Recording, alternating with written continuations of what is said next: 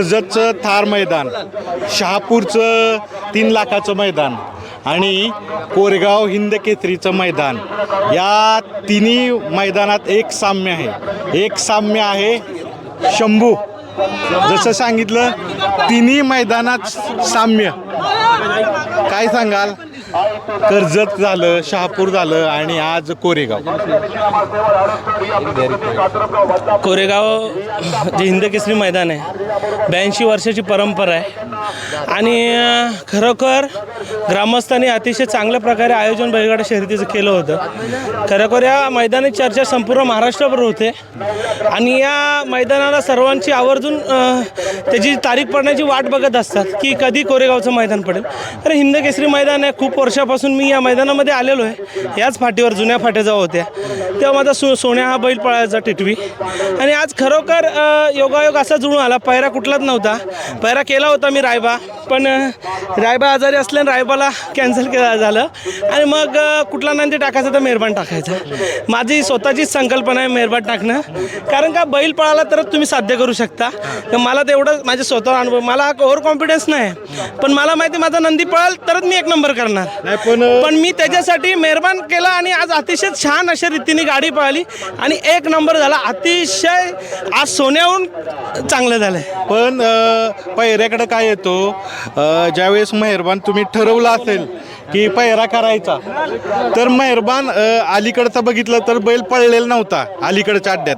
तर ही रिस्क हिंद केसरीला घेण्याचं कारण काय? सँडी भाऊ, काय ना, आपण शर्यती बघत असतो, काय चाललं आहे काय नाही, कुठला बैल किती पळतो, काय पळतो. तर माझं असं मत असतं ना, या रोजच्या नंबरामधल्या बैलांना आणण्यापेक्षा जी उजेडात नाही बैलांना त्या बैलांमध्ये नंबर करा. अतिशय आनंद होईल तुम्हाला. ही रोज बैल एकच नंबर करतात, आपण रोज शंभू एकच नंबर करतो. पण ज्या बैलांनी नंबर नसतील केला ना, मेहरबानी नंबर केलेत, पण हिंद केसरी नंबर करणं खूप मोठी गोष्ट आहे. आणि आज तो बैल घेऊन मी नंबर केला. काल सकाळी 12-1 वाजता पायरा झाला आणि एका शब्दावर बिचाऱ्यानी मी स्वतः फोन केला होता. कमीपणा नाही आहे, माझा नंदी जरी नंबरात पळाला असला पण गाडी पळाली पाहिजे आणि गुलाल प्राप्त झाला पाहिजे. त्याच्यासाठी मी लगेच त्याला फोन केला, तर कानाशेटने एका शब्दावर बिचाऱ्यानी हो बोलला की चला मालक हाकलू. तर तरी त्यांनी एकदा कन्फर्म करण्यासाठी मला फोन केला, शेट नक्की ना? बोला नक्की 1000%. त्यांनी लगेच बैल भरला. आपण बैल भरला, रात्री 9 वाजता घरी बैल आलाय. कारण काय, मागच्या 2 मैदानाचे मोठे यश, त्याच्यानंतर एखाद्या मालकाचा कॉल येणार आणि आत्ता बैलगाड्याची परिस्थिती पाहताय की खरंच आहे का, पायरा होतोय का, पळसतोवर विश्वास नाही, तर ती भीती होतीच का त्यांना? आता कसं आहे सँडी भाऊ, आपण प्रत्येक वेळा जर बोललो तर लोकांना राग येतो. पण याचं मोठं एवढं मैदान आहे, सगळ्यांचे पहिलेच पैरे झालेले.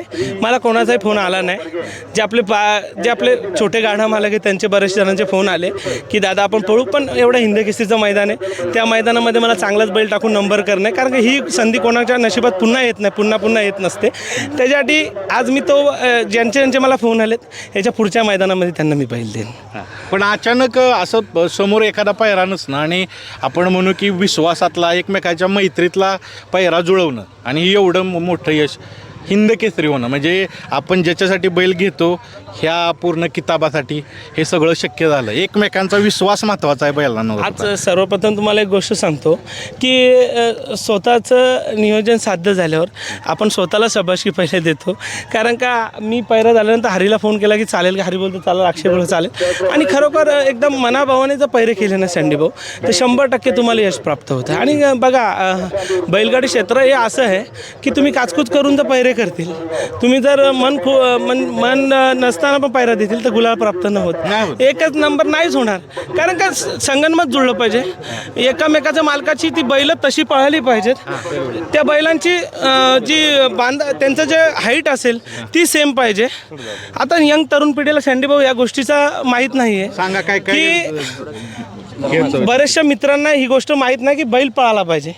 1 नंबराचा बैल असेल त्याच्यामध्ये पळायची इच्छा असते, पण मला त्यांना माझं सांगणं आहे की आपलाही नंदी तेवढाच पळाला पाहिजे. आपला नंदी जर वर मान करून पळत असेल, त्याचा खाली मान वरून करून बैल पळत असेल, गाडी कधी पळणार नाही. आज दोन्ही एक जोत्याची बैल, खाली मान घालून पळणारी बैल आहेत, त्याच्यामुळे साध्य झालं. ह्याच्या अगोदर कधी पळाली ही जोड? बिनजोडला पळाली होती उसाटण्याला. त्याचा अनुभव 100% कामाला पडला की प्रयोग शेवटी असल्या मैदानात माझ्या डोक्यातच होतं संदीप भाऊ ही गाडी पळवायची 100% घाटावरती. कारण का गाडीला त्या दिवशी एवढा घॅस लागला होता बिंजोडला की गाडीची हाऊस नव्हती झाली की केवढे पळू म्हणून काय.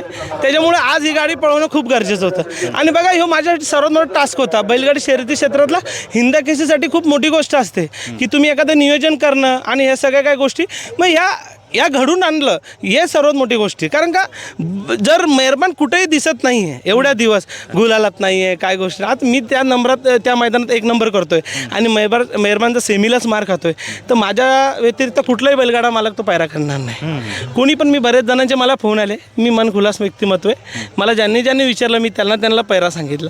मनामध्ये कशाला दडून ठेवायचं. आपल्याबद्दल कोणी वाईट करत नाही. आपलं मन साफ आहे तर आपल्याबद्दल कोणी वाईट करत नाही. हे लोकांची गैरसमज आहे की आपण पायरा फोडल्यानंतर लोक आपल्याबद्दल काय करतात या गोष्टी. करणी लिंबूवर बैल पाहिले असते तर सैनिक नसते ठेवायला लागले आपल्याला बाउंड्रीवर. ते करणी लिंबू करूनच सर्व जेवढे आतंकवादी होते ते मेले असते. बरं, तुमचं मागच्या मुलाखतीतलं एक सेंटेन्स खूप प्रसिद्ध झालं की आमच्या बैला विश्वास ठेवला जात नाही. आमचा बैल पळतो. आज 3ऱ्या मैदानात साध्य केलं. तर काय सांगाल. आता जबाबदारी तुमच्याकडे आली.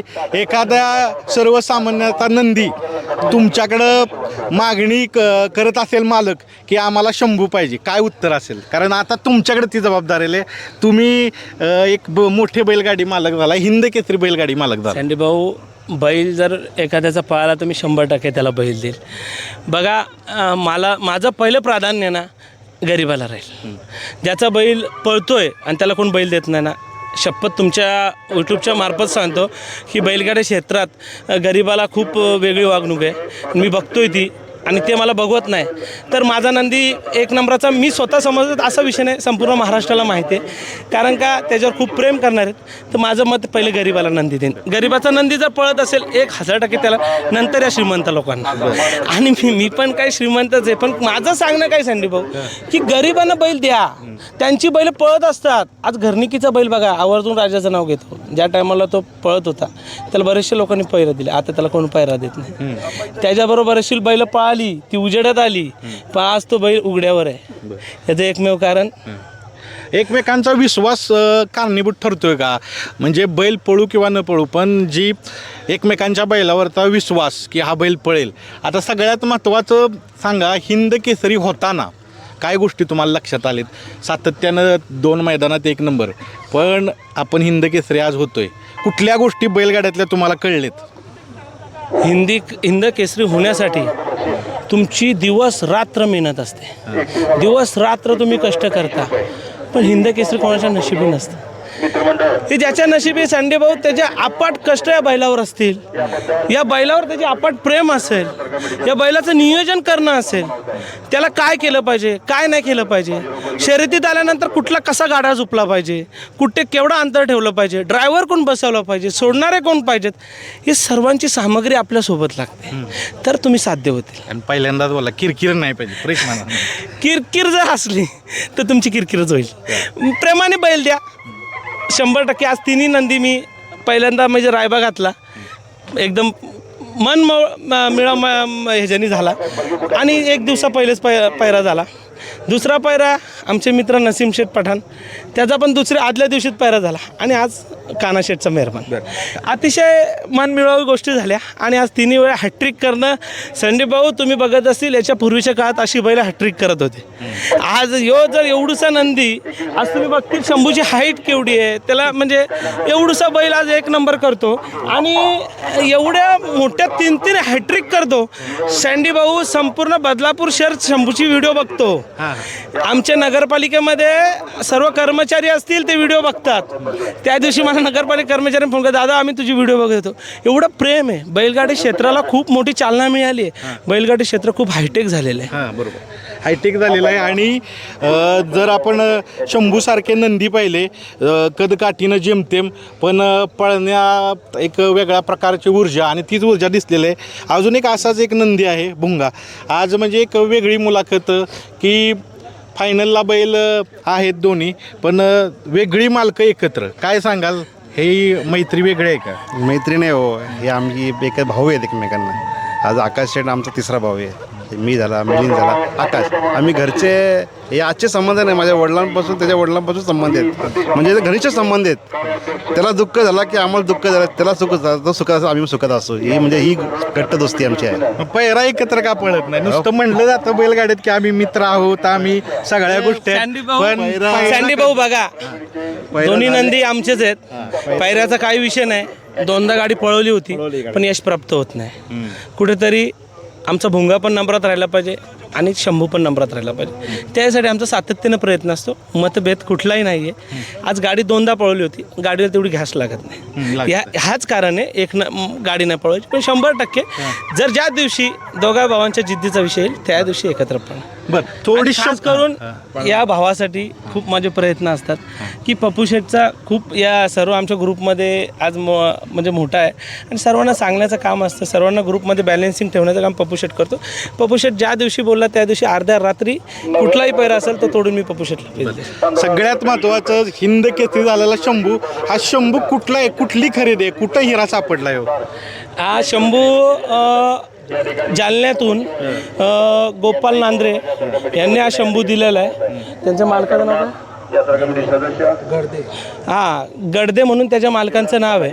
त्या गडदेंचा बैल आहे आणि खरोखर एकदम मन मिळावू आणि एकदम चांगल्या स्वभावाने त्यांनी मला खुशी खुशी नंदी दिला आहे.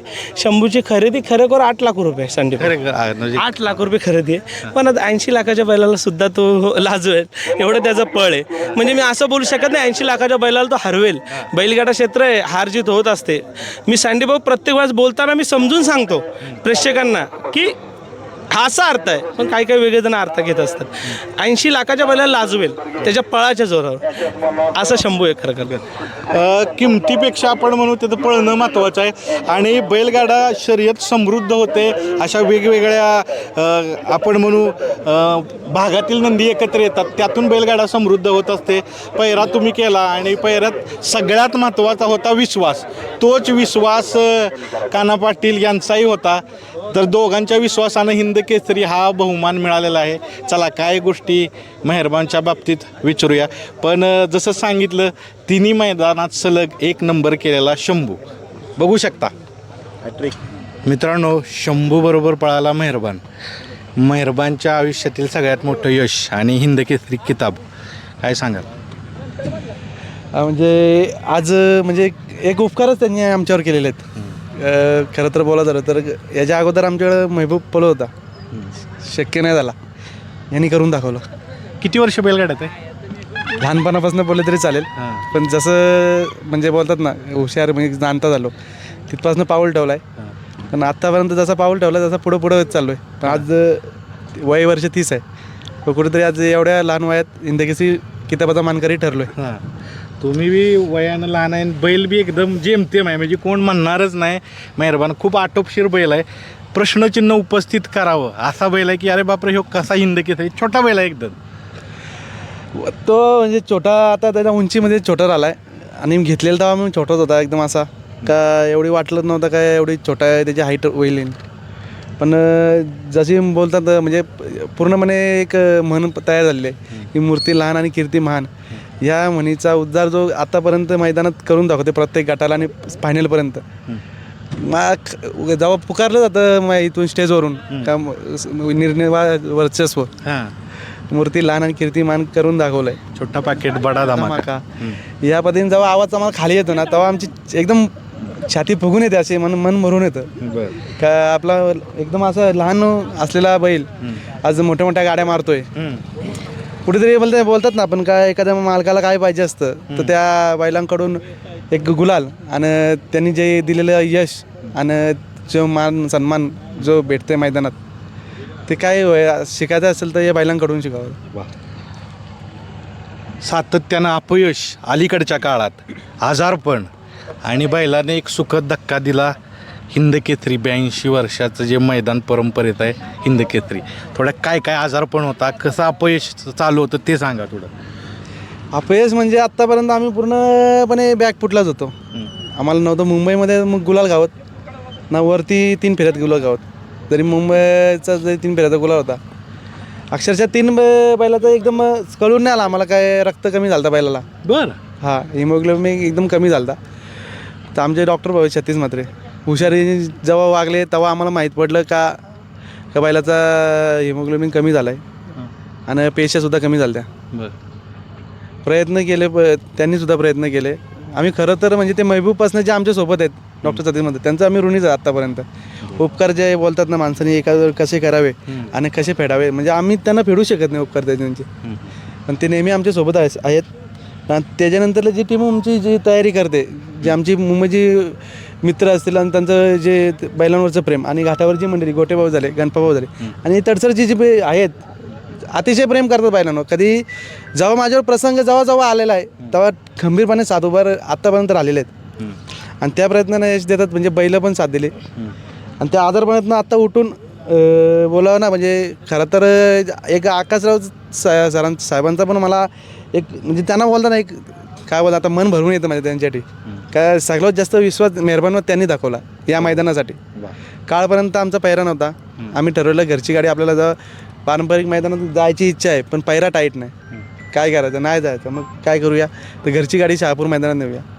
अचानक फोन आला म्हणजे कुठेतरी त्यांनी देवासारखा एक विश्वास ठेवला आणि शहापूर मैदानात विशेष म्हणजे पराभव झालेला बैलाचा आणि त्यातलं म्हणजे मी त्यांना विचारलं तर ते म्हणले विश्वास ह्या बैलावर आणि तुमच्यावर अविश्वास मोकळ्या मनानं पायरा झाला आणि हे यश.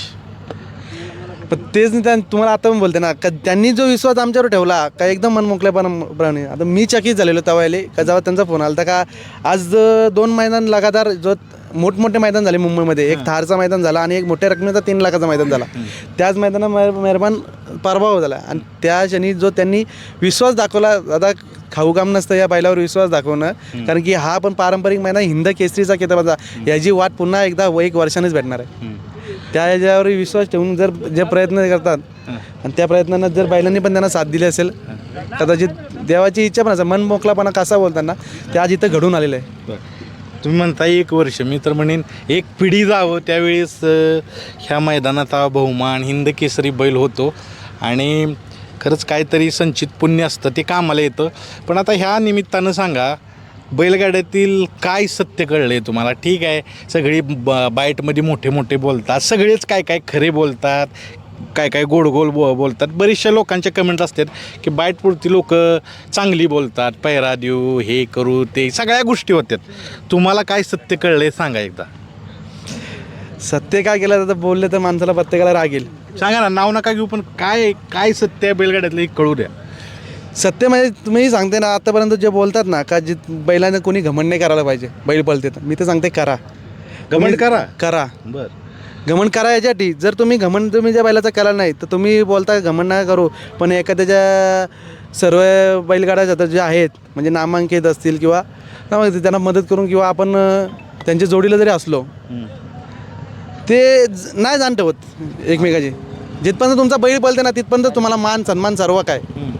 एकदा तुमचा बैल पळाला कमी आला ना तर कोण तुम्हाला ओळखत सुद्धा नाही. जरी आपण त्याच्यासोबत आयुष्य जरी काढलं असेल ना तरी नाही काढणार. पण ही तात्पुरतं क्षेत्र झालं ना, तात्पुरतं यश. म्हणून तुम्हाला बोलते ना आतापर्यंत ज्या बैला जेवढा बैल पळते ना तिथपर्यंत बैलाचं घमंड करा आणि तुम्हाला जे वाटेल ते करा ते बैलाबद्दल.